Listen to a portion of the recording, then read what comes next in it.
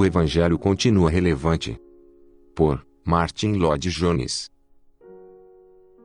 O Evangelho de Jesus Cristo confronta e desafia o mundo moderno com a declaração de que somente o Evangelho tem a resposta para todas as perguntas do homem, bem como a solução para todos os seus problemas. Em um mundo que procura saída para suas tragédias e tribulações, o Evangelho anuncia que a solução já se acha disponível. Em um mundo que olha ambiciosamente para o futuro e que falha em planos relativos a ele, o Evangelho proclama que esta busca por outra saída não apenas está errada quanto à sua direção, como também é inteiramente desnecessária. O Evangelho denuncia o hábito fatal de colocarmos as nossas esperanças em algo que virá a acontecer e afirma que tudo quanto é necessário para os homens, individual e coletivamente, já foi posto à disposição da humanidade há quase 2000 anos. Pois, a mensagem central do Evangelho para os homens é que tudo quanto é mister para a salvação deles se encontra na pessoa de Jesus Cristo, o Filho unigênito de Deus. O Evangelho proclama que Cristo é a revelação plena e final de Deus. Em Cristo, em sua vida e em seus ensinamentos vemos aquilo que o homem deve ser e qual tipo de vida que ele deve viver. Na morte de Cristo sobre a cruz, podemos ver o pecado do mundo finalmente desmascarado e condenado. Através de sua morte,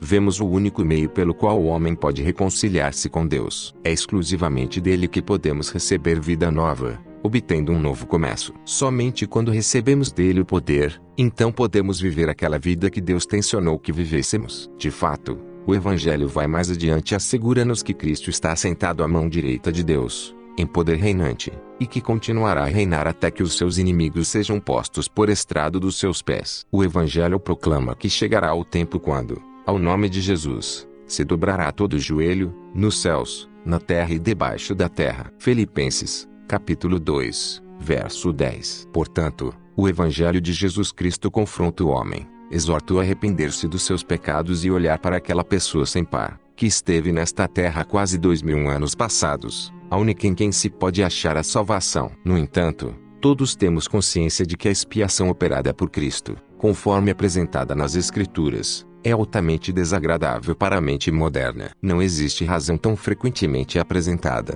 como explicação para a rejeição do Evangelho, quanto o fato de que ele é antiquíssimo. Em geral, as pessoas deste século consideram que os crentes se acham nessa posição ou por serem lamentavelmente ignorantes ou, então, por se terem tornado retrógrados e se recusarem a enfrentar os fatos. Para o homem moderno, nada é tão ridículo como a sugestão de que tudo quanto ele precisa hoje em dia, é de algo que vem sendo continuamente oferecido à humanidade por quase 2000 anos. Na realidade, o homem moderno recebe como insulto a afirmação de que, apesar de todo o seu conhecimento, progresso e sofisticação, espiritualmente falando ele permanece precisamente na mesma condição na qual têm estado todos os homens, através da longa história da humanidade. Ele supõe que qualquer coisa que seja muito antiga não pode ser adequada para satisfazer as necessidades da situação moderna. Por esse motivo, a vasta maioria das pessoas nem ao menos para, a fim de considerar o Evangelho. Argumentam elas que algo tão antigo não pode ser relevante para os nossos dias. Ora, que tem o Evangelho a dizer, diante de tal atitude e tal crítica? Em primeiro lugar, podemos mostrar que tal atitude é totalmente ilógica, sendo demonstração de puro preconceito. Se não estivéssemos tratando da questão mais séria e importante da vida, seria facílimo mostrar que existem aspectos, nessa questão, que são os mais ridículos. Seja como for, podemos frisar que as pessoas que rejeitam o Evangelho de imediato e que se recusam ao menos a considerá-lo, por ser tão antigo, são culpadas de não estarem aplicando essa razão ilógica que elas supõem possuir. Podemos mostrar que muitos de seus próprios argumentos se voltam contra elas. Por exemplo, nada existe que tais pessoas gostem tanto de reivindicar para si mesmas quanto aquilo que se deleitam em chamar de mente aberta. Apreciam contrastarem-se com pessoas religiosas cujas mentes, conforme dizem, são rígidas e fechadas. Acusam-nos de considerar apenas um livro e apenas uma pessoa. Elas mesmas, por outro lado, segundo afirmam, têm mantido abertas em todas as direções as janelas de suas mentes, e, como resultado disso,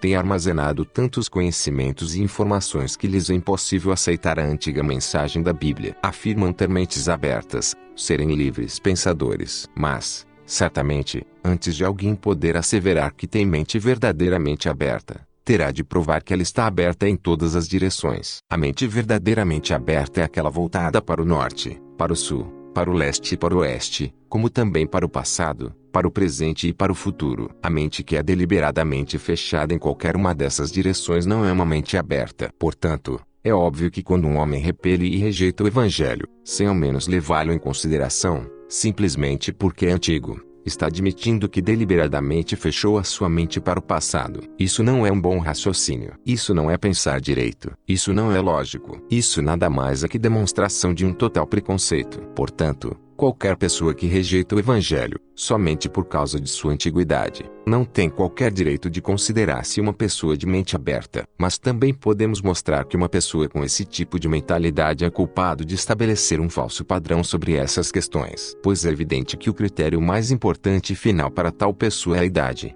e não a verdade. No entanto, o que importa quando se discute sobre a verdade não é a idade, mas a sua veracidade. Esse ponto pode ser ilustrado bem facilmente. O homem que se mostra inquiridor acerca de qualquer questão é um homem que fala da seguinte maneira: meu objetivo é chegar ao alvo final e ao destino para onde me dirijo. Anseio tanto por chegar àquele alvo que estou disposto a receber conselhos e informações de qualquer um e de qualquer fonte disponível. Não me importa se tal conselho vem do passado ou do presente, ou se virá do futuro. Acolherei como algo de valor qualquer coisa que me ajude a chegar ao alvo. Se tal pessoa inquirir sobre a idade de seu informante ou sobre a antiguidade da verdade por este proclamada, certamente estará introduzindo algo totalmente irrelevante à discussão. Se eu disser que só pode ser verdade aquilo que é novo e recente, aquilo que não poderia ter sido conhecido por homens do passado, então, como é óbvio, todo o meu conceito sobre a verdade está alterado. Terei estabelecido um padrão que,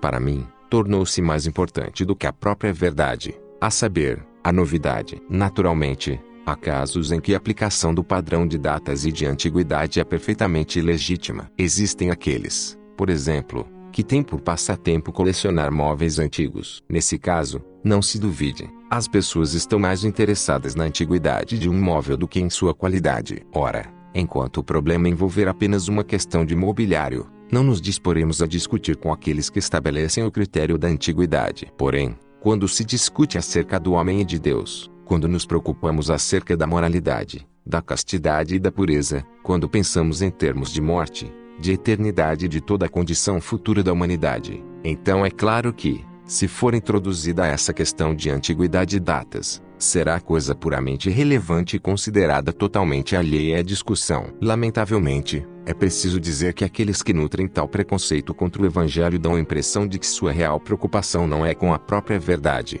mas em serem reputados indivíduos modernos e atualizados. O interesse final deles não é a realidade, e, sim, a modernidade. Ao prosseguirmos para o final da exposição acerca desse preconceito exibido pela rejeição ao Evangelho, simplesmente por ser antigo, voltamos-nos para a ciência, uma área que é altamente valorizada pelo homem moderno, e extremamente popular em nosso tempo. Grande parte da argumentação contrária à religião cristã e à Bíblia garante que chegou a essa posição através do uso do método científico de inquirição. Dizem-nos seus defensores que a religião pertence ao terreno da imaginação e da fantasia, pertence ao mundo do romance e do faz de conta. A religião, asseveram eles, deve ser situada na mesma categoria do folclore ou das histórias para crianças, na mesma categoria do mundo irreal, criado pelo temor e pela fantasia. Totalmente oposto a isso, conforme ainda afiançam, é o método científico, que se preocupa exclusivamente com fatos. Não nos interessa, no momento, demonstrar exaustivamente o erro desse argumento, mas precisamos apontar, pelo menos, os pontos relacionados a ele. Um desses pontos é que o espírito verdadeiramente científico sempre tem o cuidado em estabelecer a diferença entre a teoria e os fatos, entre a suposição e a verdade, entre as hipóteses e aquilo que pode ser comprovado e demonstrado. O campo verdadeiro da ciência é dos fenômenos que podem ser vistos e tocados, sentidos e manuseados. No momento em que um cientista se afasta do terreno tangível, torna-se um filósofo sem maior autoridade do que qualquer outro pensador. Uma das grandes tragédias do mundo atual é que as teorias estão sendo igualadas aos fatos, e meras hipóteses estão sendo aceitas como verdades. Muitos daqueles que descreem da própria existência de Deus e que negam a divindade de Cristo, aquele que é miraculoso e sobrenatural, fazem-no com base na palavra de certos cientistas bem conhecidos, que se recusam a crer em tais verdades. As asseverações dogmáticas de tais cientistas estão sendo aceitas como se fossem fatos concretos, embora, na realidade, não passem de teoria. Nenhum cientista tem conseguido provar, nem poderá fazê-lo, que Deus não existe, que Jesus de Nazaré não era, de forma singular, o Filho de Deus e que ele não operou milagres. Ninguém pode provar que não existe vida após a morte física, o julgamento final e o inferno. Tão somente podem dizer que não acreditam nesses fatos. Mas a descrença deles, por mais audível e confiantemente proclamada que seja, não serve de comprovação. Portanto, nada existe de tão anticientífico quanto o modo como homens e mulheres estão confundindo hipóteses com verdades e teorias com fatos. Essa falta de discernimento sem base científica também pode ser demonstrada de outro modo. No que consiste o verdadeiro método científico de pesquisa? Quase invariavelmente trata-se de algo assim: um jovem, a quem se dá a tarefa de fazer um trabalho de pesquisa científica, geralmente fica sob a tutela de um homem de mais idade e dirige-se a esse homem de mais idade em busca de conselhos. O que tem o homem mais idoso a dizer ao mais jovem? Porventura recomenda-lhe que comece a queimar e destruir todo o livro que já se escreveu no passado, acerca do assunto em pauta? Não, mas faz exatamente o contrário. Aconselha ao jovem, antes de fazer qualquer experiência, a dirigir-se à biblioteca, ler e estudar toda a literatura passada sobre o tema, a fim de compreendê-la, apreendê-la e de fazer o melhor uso possível dela. E não há dúvida que se trata de um método sábio, porque haveria um homem de desperdiçar o seu tempo, redescobrindo aquilo que já foi descoberto. Outro sim, na medida em que o jovem for examinando a literatura antiga, descobrirá muitos itens frutíferos de informação, para ajudá-lo em seu próprio trabalho de pesquisa. O método verdadeiramente científico não volta as costas para o passado. Pelo contrário, fundamenta-se no passado, estuda e edifica sobre ele. Em outras palavras, nada existe de mais totalmente anticientífico do que o modo como a pessoa comum, de nossa época, rejeita a Bíblia, o Evangelho em sua inteireza e a Igreja cristã, sem ao menos examinar as Escrituras, sem familiarizar-se com a apresentação do Evangelho e sem tomar conhecimento da história eclesiástica. Não importa o que mais seja reivindicado em favor do método usado por tal pessoa, esse método comprova ser a própria antítese do verdadeiro método científico. Dessa maneira, temos mostrado que a rejeição ao Evangelho, meramente por motivo de sua antiguidade, longe de fundamentar-se sobre o raciocínio e a razão, sobre o conhecimento e a lógica, nada mais é que a manifestação de total preconceito contra o passado. Alguém poderia objetar, no entanto, que o caso da posição moderna ainda não foi completamente refutado. Alguém poderia concordar que repelir o Evangelho, sem ao menos considerá-lo, por ser ele muito antigo, é demonstração de preconceito. No entanto, poderá prosseguir, dizendo que o seu caso é um tanto diferente. Talvez fale nos seguintes termos: não sou cristão, embora não creia no Evangelho. Penso que posso provar que a minha rejeição ao Evangelho se alicerça sobre o raciocínio e a evidência. Tal pessoa passará a defender a sua posição do seguinte modo: quanto mais examino a vida, em todos os seus aspectos e setores, tanto mais claramente vejo que há uma lei universal a permeá-la inteiramente. Trata-se da lei do crescimento, do progresso e do desenvolvimento. Vejo que tudo está avançando e se movendo para frente. Por exemplo,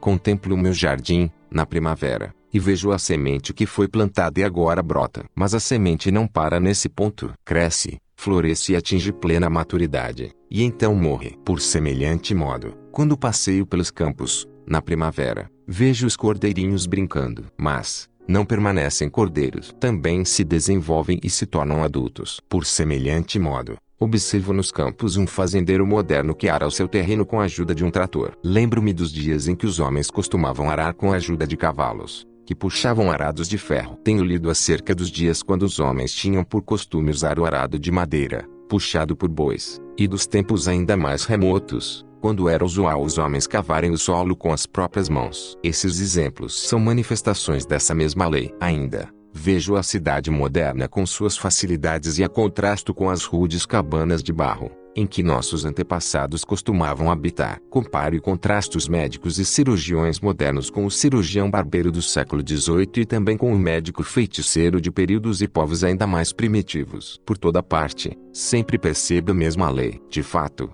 basta-me apanhar um livro-texto sobre qualquer assunto e compará-lo com compêndios de cerca de 20 anos passados, que tratavam do mesmo assunto, para perceber, de relance, que tem havido tremendo avanço no conhecimento e nas informações. Realmente, posso comparar a maneira de se lutar na Segunda Guerra Mundial com os combates da Primeira Guerra Mundial, e até mesmo nesse caso posso ver a mesma lei em operação. Tudo na vida está se desenvolvendo, avançando, prosseguindo. Trata-se da lei universal da vida e do ser. Mas, quando a questão mais vital e importante de todas, a saber, o homem, com seus problemas e com a sua salvação, é mencionada, então vocês, os crentes, subitamente pedem que revertamos esse processo, voltando-nos ao passado em busca de respostas e soluções. A posição de vocês é totalmente irracional. E a mesma coisa que pedir a um homem moderno que, ao adoecer, rejeite a ajuda dos últimos avanços do conhecimento científico, para ser tratado por um cirurgião barbeiro ou por um médico feiticeiro. É como pedir ao agricultor moderno que rejeite a oferta de um trator, para continuar a cavar o solo com as próprias mãos. Vocês estão fazendo girar ao contrário o relógio do tempo. Estão revertendo o processo essencial que se acha na própria natureza. Vocês estão solicitando que o homem cometa suicídio intelectual. Com frequência tenho desejado poder crer no evangelho de vocês, para que eu também pudesse tornar-me um crente, mas, em vista do que tenho dito, isso é impossível. E não seria outra coisa senão um ato de completa irracionalidade. Essa é a posição defendida, no momento, por grande número de pessoas. O que podemos responder a um argumento assim? Começamos a nossa resposta concordando inteiramente com os fatos mencionados. Não faz parte da pregação do Evangelho negar os fatos. E o crente no Evangelho não é tolo. Tem plena consciência dos avanços obtidos em muitos ramos do conhecimento humano. Está cônscio dos desenvolvimentos ocorridos em muitos setores da vida. No entanto, continua a confiar no antigo Evangelho. Como é que vocês podem conciliar essas duas posições contraditórias?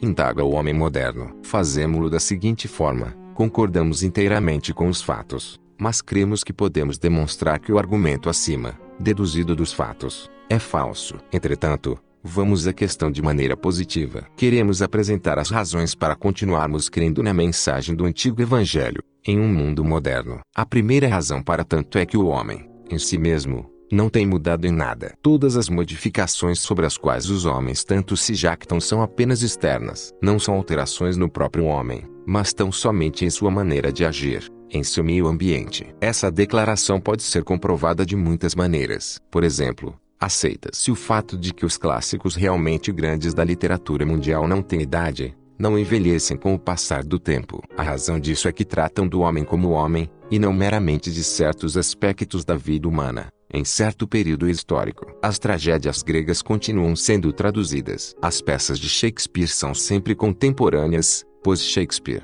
com seu profundo discernimento e compreensão, não estava descrevendo apenas o homem da era elizabetana, mas o homem como homem. O resultado é que quando lemos as suas peças teatrais, percebemos, representadas em seus personagens, as mesmas características dos homens modernos. O mesmo se dá no caso do Antigo Testamento. Trata-se de um livro antiquíssimo, mas seus personagens são, em todos os pontos, iguais ao homem moderno. Consideremos, por exemplo, Caim, homem que sentia tanta inveja de seu irmão a ponto de assassiná-lo. Porventura não há homens assim no mundo moderno. Ponderemos, em seguida, sobre um homem como Esaú, que parecia interessado apenas em comer e beber. Não haverá pessoas como Esaú no mundo moderno. Basta-nos ouvir as conversas das pessoas em lugares públicos para descobrirmos a resposta. Ou, então, observemos um homem como Jacó, que ansiava por obter sucesso e prosperidade, mas cuja avareza era tão grande que não hesitou em defraudar a seu próprio irmão. Porventura Jacó se tornou um tipo extinto. Pensemos também em Davi,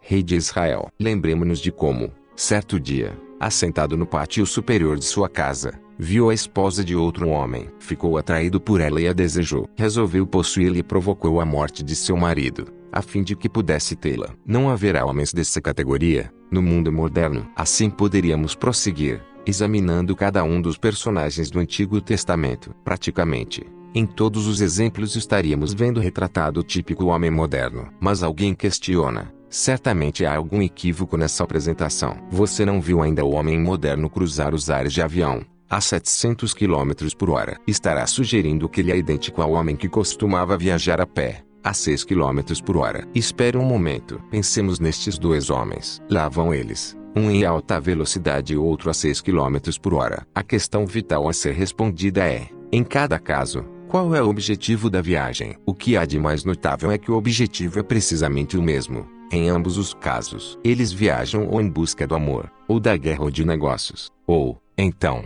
pretendem divertir-se. Só há uma única verdadeira diferença entre esses dois homens, e a velocidade com que se dirigem ao mesmo alvo. Na realidade, Qual é a diferença precisa entre o orgulho com que o homem moderno encara sua cultura e sua sofisticação e o orgulho daqueles que, no despertar da história, tentaram edificar a Torre de Babel para atingir os céus? Talvez possamos provar melhor e mais claramente esse ponto, afirmando que o homem moderno, a despeito de toda a sua astúcia e habilidade, parece mostrar-se totalmente incapaz de inventar qualquer novo pecado. Não faz parte de nosso propósito de tratar ou diminuir o poder e habilidade do homem moderno. Na verdade, seu conhecimento e sua capacidade são extraordinários. Tem conseguido até mesmo dividir o átomo. Não obstante, afirmar que ele é incapaz de pensar em qualquer nova forma de pecado é dizer apenas a verdade. Verificamos que todos os pecados cometidos no mundo moderno encontram-se mencionados no Antigo Testamento, ou, vice-versa. Todos os pecados mencionados no Antigo Testamento são cometidos pelo homem de nossos dias. O homem,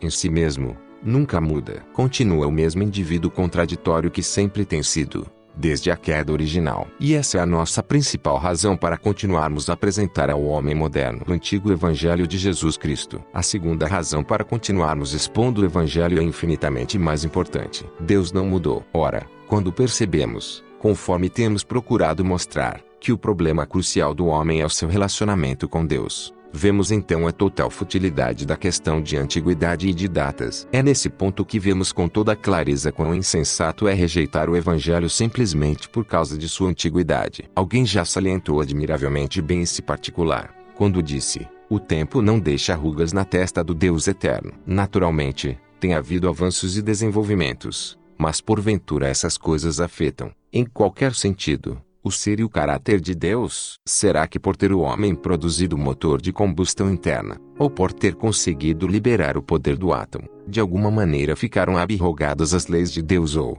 de alguma forma, Deus passou a abominar menos o pecado e as más ações? Não, mas a pergunta mais urgente e vital com que o homem se defronta continua sendo aquela feita por Jó, em tempos remotíssimos: como pode o homem ser justo para com Deus? Jó, capítulo 9, verso 2. Não há dúvida que existe hoje um novo cenário para os problemas, quer sejam econômicos, políticos ou educacionais, quer digam respeito à falta de moradias ou à maneira de contornar as greves. Todos esses problemas, no entanto, são temporários. Quando eles se findarem, restará aquela situação inevitável, na qual nos veremos face a face com o Deus eterno, o Pai das luzes, em quem não pode existir variação, ou sombra de mudança. Tiago, capítulo 1, verso 17. O problema crucial do homem não é a sua própria pessoa, nem a sua felicidade, nem as condições que o circundam, enquanto se encontra neste planeta. O problema crucial do homem é o seu relacionamento com Deus, tanto agora como na eternidade. Deus é eterno, imutável e absoluto. Por conseguinte, quão grande tolice é argumentar que o homem moderno necessita de um novo remédio ou de uma nova modalidade de salvação, ao invés do Evangelho da glória do Deus bendito. 1 Timóteo, capítulo 1, verso 11, o qual se acha, exclusivamente, em nosso Senhor e Salvador Jesus Cristo. Nossa terceira e última razão para recomendarmos esse antigo Evangelho é que não existe nada melhor do que ele, ou, em termos mais positivos, até hoje, no mundo, nada existe além do Evangelho que possa tratar tão adequadamente dos problemas e das condições humanas. Podemos concordar de todo o coração com o homem moderno, quando diz que sempre deseja o que há de melhor. A pessoa que não quer o melhor que há é um insensato. Procuremos por todos os meios ter o melhor, sem importar o quanto possa custar ou de onde venha. Também não se falta com a verdade quando se diz que, em muitas áreas da vida, a última novidade é inequivocamente o que há de melhor. Consideremos apenas uma ilustração. Dentre todos os admiráveis e fenomenais avanços obtidos na Segunda Guerra Mundial, nada existe que se possa comparar, nem de longe, com os progressos obtidos no campo da prevenção e tratamento dos males de nosso corpo. Todos estamos conscientes do fato que, por meio de inoculações preventivas, nossas crianças podem ser resguardadas de enfermidades como a coqueluche ou a difteria. Sabemos, por igual modo, que os homens em serviço militar no estrangeiro recebem vacinas preventivas contra a febre tifoide. Por semelhante modo, já ouvimos falar dos novos tratamentos de enfermidades por meios químicos, com drogas como a sulfa e a, assim chamada, droga miraculosa, a penicilina. As últimas descobertas da medicina têm sido verdadeiramente espantosas. A potência dos medicamentos descobertos não é questão de teoria ou opinião pessoal. É algo que pode ser comprovado estatisticamente. Por exemplo, é um fato que numa guerra, na África do Sul, Morreram mais homens de febre tifoide do que em batalhas. No entanto, na Primeira e na Segunda Guerras Mundiais,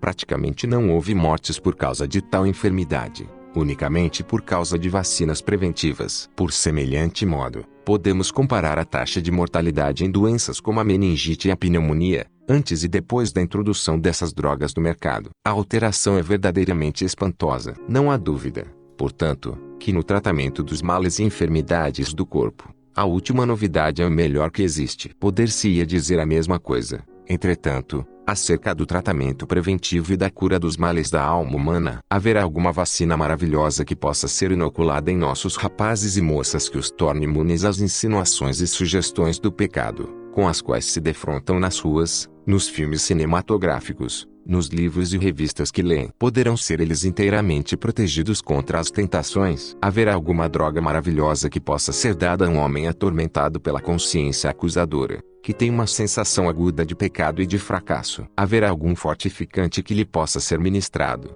capaz de fortalecer sua vontade debilitada, tornando-o mais que vencedor sobre os adversários que o assediam? Haverá algum composto mágico que possa ser dado a um homem que, em seu leito de morte, reconhece a sua pecaminosidade e teme encontrar com o Senhor e Juiz eterno? Quais são os fatos? Já pudemos verificar que, no terreno físico, as estatísticas comprovam que o tratamento mais recente é o melhor. Mas, que dizer sobre outros campos? Sejamos realistas e enfrentemos os fatos. A despeito do tremendo progresso no campo da educação, do conhecimento e da cultura, nos últimos 100 anos, a despeito de todos os atos governamentais, que têm corrigido os erros e mitigado as injustiças, que têm tido por desígnio a melhoria social em quase todos os seus aspectos, quais são as verdadeiras condições que prevalecem em nossos tempos? A resposta pode ser obtida quando consultamos os dados espantosos do incremento da delinquência juvenil, do jogo e do alcoolismo, da imoralidade e também da infidelidade matrimonial, que tem atingido a tantos casais, levando-os à separação e ao divórcio. De fato,